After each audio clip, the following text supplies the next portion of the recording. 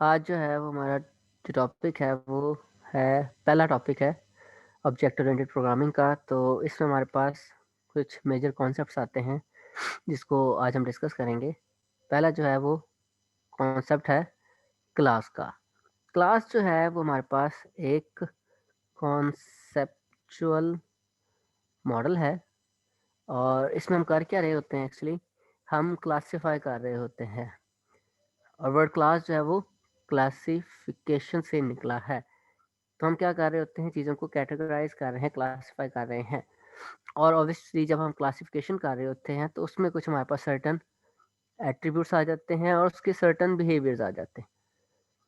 ठीक है, तो अब ये जो चीज़ है ये फिजिकल तौर पे, क्योंकि ये एक कॉन्सेप्चुअल मॉडल है, ये फिजिकल तौर पे एग्जिस्ट नहीं कर रहा होता। ये सिर्फ थ्योरेटिकल कॉन्सेप्ट होता है किस्म का।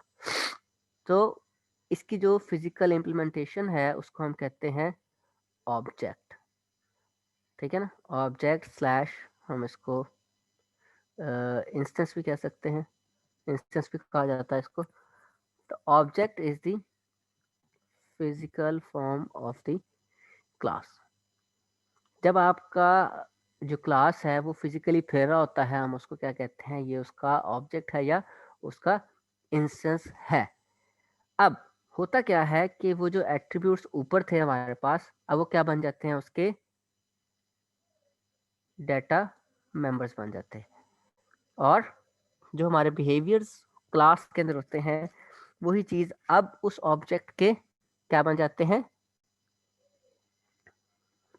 मेंबर फंक्शन बन जाते हैं। ठीक हो गया। अब इसमें एक और इम्पोर्टेंट सा कॉन्सेप्ट आता है जिसको हम कहते हैं इनकैप्सुलेशन।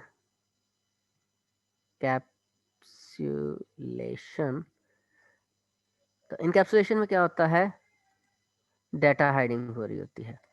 हम क्या कर रहे हैं, we are trying to protect our data from the outer world. Outer world से मतलब ये नहीं है कि पूरी दुनिया जो है वो हमारे डाटा चोरी करना चाह रही है, नहीं। आउटर वर्ल्ड का मतलब क्या है, जब हम आउटर वर्ल्ड की बात कर रहे हैं, बात कर रहे हैं आउटसाइड द क्लास की बात कर रहे हैं। कि क्लास के बाद जो भी चीज़ है वो उस क्लास का जो एट्रीब्यूट्स हैं उसके लिए एक आउटर वर्ल्ड है। जिस तरह से कि अब जो घर के लोग होते हैं, कि घर के बाहर के जितने भी लोग हैं वो बाकी सारी दुनिया में आ जाते हैं, तो बिल्कुल वही कॉन्सेप्ट है ये भी।